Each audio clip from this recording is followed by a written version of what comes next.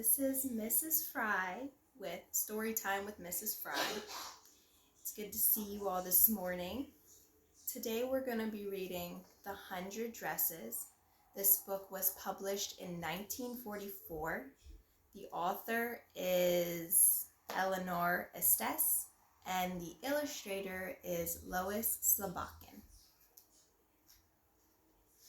The story is about a little girl. In winning a medal she is no longer there to receive, a tight-lipped little Polish girl teaches her classmates a lesson. The first chapter of this book is titled Wanda.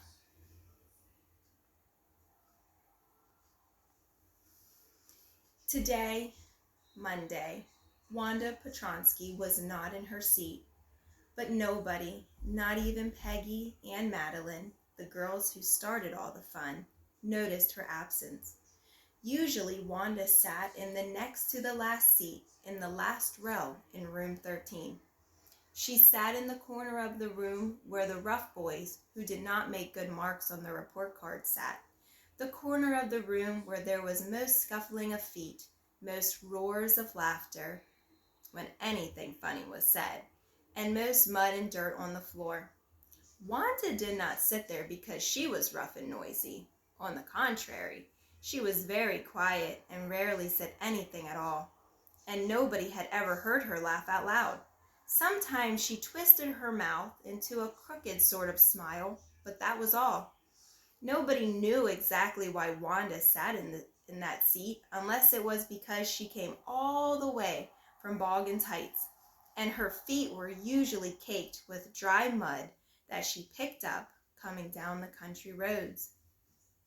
Maybe the teacher liked to keep all the children who were apt to come in with dirty shoes in the corner of the room, but no one really thought much about Wanda Petronsky once she was in the classroom. The time they thought about her was outside of school hours, at noontime when they were coming back to school, or in the morning early before school began, when groups of 2 or 3 or even more would be talking and laughing on their way to the schoolyard. Then sometimes they waited for Wanda to have fun with her. The next day, Tuesday, Wanda was not in school either, and nobody noticed her absence again, except the teacher and probably Big Bill Byron, who sat in the seat behind Wanda's and who could now put his long legs around her empty desk, one on each side, and sit there like a frog to get the great entertainment of all in his corner of the room. But on Wednesday, Peggy and Maddie, who sat in the front row along with other children who got good marks and didn't track in a whole lot of mud, did notice that Wanda wasn't there. Peggy was the most popular girl in school. She was pretty, she had many pretty clothes, and her auburn hair was curly. Maddie was her closest friend. The reason Peggy and Maddie noticed Wanda's absence was because Wanda had made them so late to school.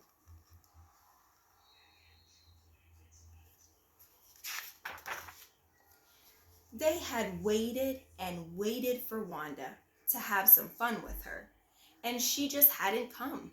They kept thinking she'd come any minute. They saw Jack Beggles running to school, his necktie askew and his cap at a precarious tilt. They knew it must be late, for he always managed to slide into his chair exactly when the bell rang, as though he were making a touchdown. Still, they waited 1 minute more and 1 minute more, hoping she'd come. But finally, they had to race off without seeing her. The 2 girls reached their classroom after the doors had been closed. The children were reciting in the unison the Gettysburg Address, for that was the way Miss Mason always began the session. Peggy and Maddie slipped into their seats just as the class was saying the last lines.